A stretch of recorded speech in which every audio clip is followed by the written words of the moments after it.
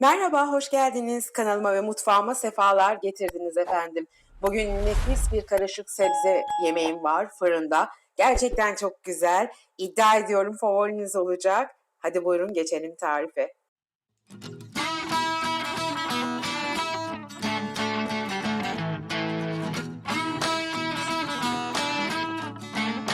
Şimdi bir tenceremin içine, dibine sadece su koydum ve kaynattım. Sadece dibinde. Hiçbir şekilde sebzelerime temas etmiyor. Bir kevgirimin içerisine de yıkadığım, ayıkladığım, ufak ufak bu şekilde doğradığım karnabaharlarımı koydum. Hepsinin büyüklüğü hemen hemen aynı. Şimdi kapağımı kapatıyorum. Suyum kaynıyor gördünüz. Şimdi altını kısıyorum. Birazcık 5-10 dakika yumuşatacağım karnabaharlarımı. Karnabaharlarım buharda pişerken biz de diğer işlemlerimizi hallediyoruz. Bir adet soğanımızı jülyen doğruyoruz.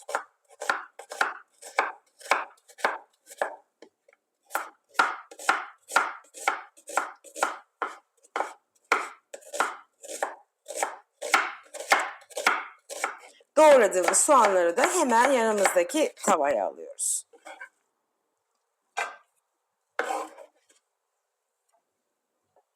Bir adet kırmızı turbum var. İnanılmaz yakışıyor. Turp özellikle Asya mutfağında yemeklerde çok kullanılır. Bizde sadece salatalarda kullanılıyor. Ama mutlaka ve mutlaka yemeklerimizde de kullanılır. Hem lezzet katıyor hem şifa. Bakın bir deneyin, bayılacaksınız bu tarife. Bir adet kırmızı turpumu güzelce yıkadım. Kabuklarını gelişi güzel, kötü olan bölümlerini soydum ve şu şekilde çok fazla küçültmeden ince dilimlere bölüyorum.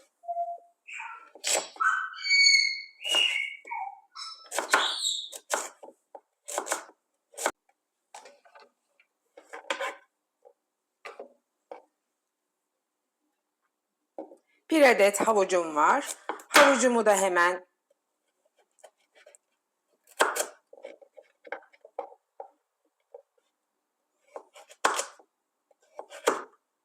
havuçlarımı da şu şekilde doğruyorum. Çok ince olmayan, çok kalın olmayan uzun uzun şekilde doğrayacağım.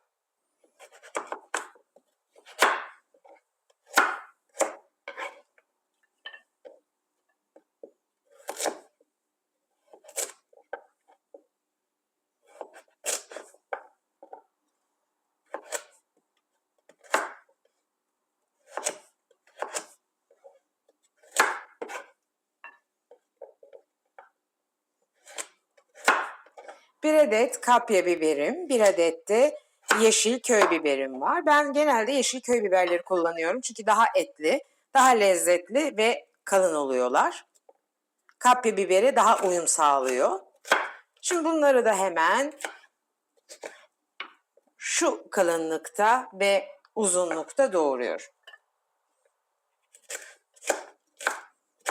Çok lezzetli, sağlıklı, yapılışı şipşak, nefis bir yemek olacak bu arkadaşlar.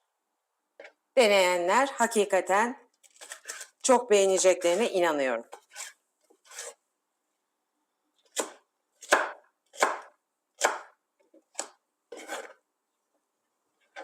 Biberlerimizi de doğradık. En son 4 diş sarımsağımız var. Sadece üstlerine şöyle biraz vuruyoruz ve kenara alıyoruz.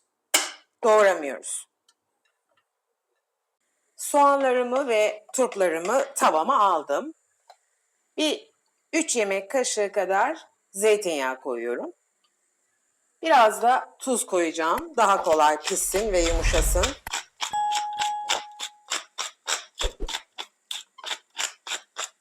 Biraz soteleyip soğanımızı ve turbumuzu öldüreceğiz hafif.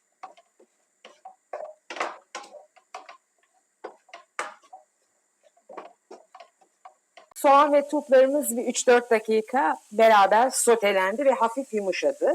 Şimdi doğramış olduğumuz sarımsak, havuç ve biberleri de ilave ediyoruz. Bu dakikadan sonra birlikte sotelemeye devam ediyoruz. Çünkü çok fazla pişirip karamelize etmeyeceğiz. Sadece hafif yumuşatıp birlikte bir karıştıracağız. Nefis bir renk cümbüşü oldu görüyorsunuz. Tadını da bir hayal edin, düşünün sağlığını. Çok fazla kavurmadan birkaç dakika hemen.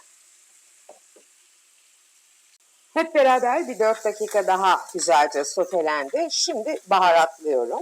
Baharatlar aslında sizin zevkinize bağlı. Ben biraz çekme karabiber koyuyorum. 1,5 çay kaşığı da kırmızı toz biber. Biraz daha tuz koyacağım.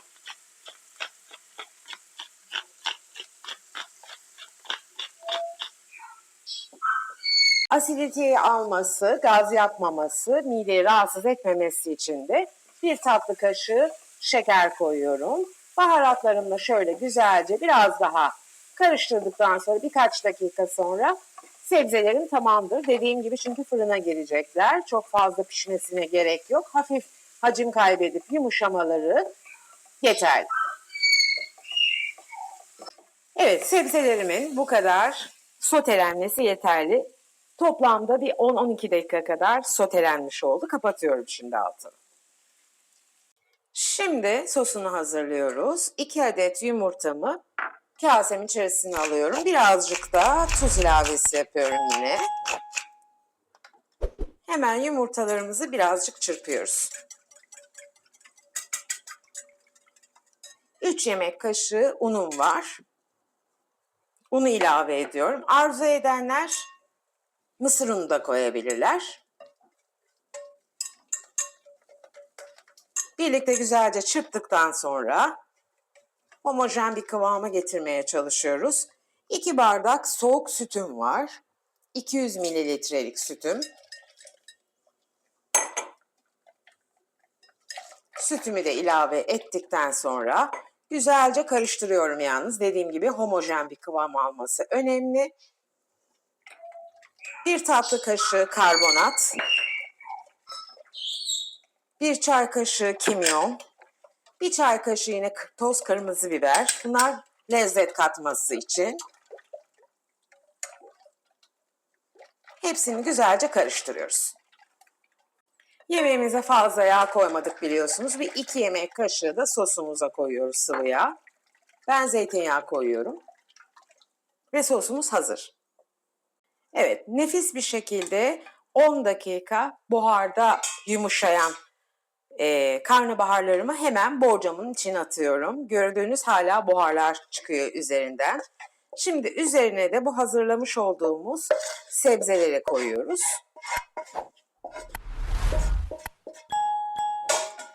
Ve güzelce şöyle birazcık karıştırıyoruz. Her yerine eşit dağılsın diye. Karnabahar ve turp aynı aileden, çok lezzetli, birbirlerine de yakışırlar. Şifaları da hemen hemen aynı. Şimdi hazırladığımız bu sosu hemen yemeğimizin üzerine döküyoruz.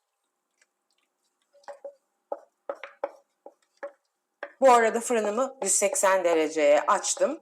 Fanlı olarak ısındı. Isınmış fırına koyacağız.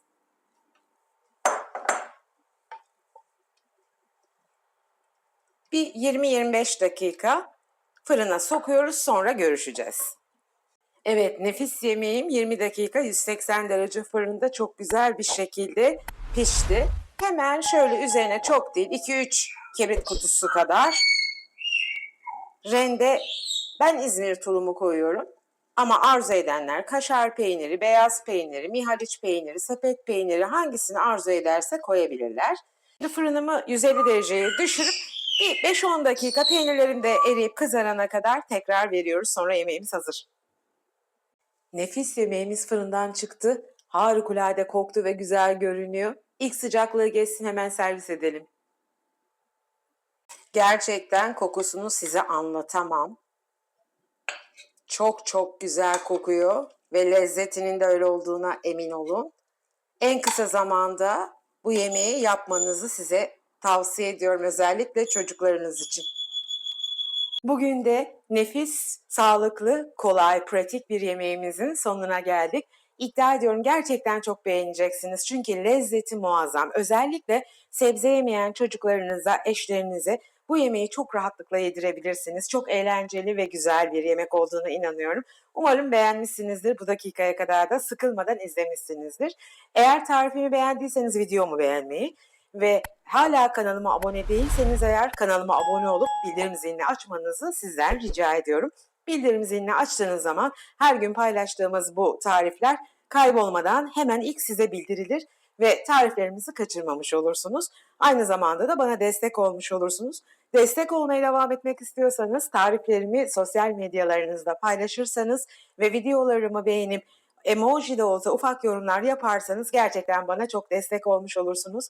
Videolarımın pek çok kişiye ulaşmasını sağlamış olursunuz. Ben de size çok çok çok teşekkür ederim. Hem beni izlediğiniz hem de destekleriniz için. Hepinizi çok seviyorum. Sevgiyle kalın, sağlıkla kalın, kendinize iyi bakın. Hoşça kalın.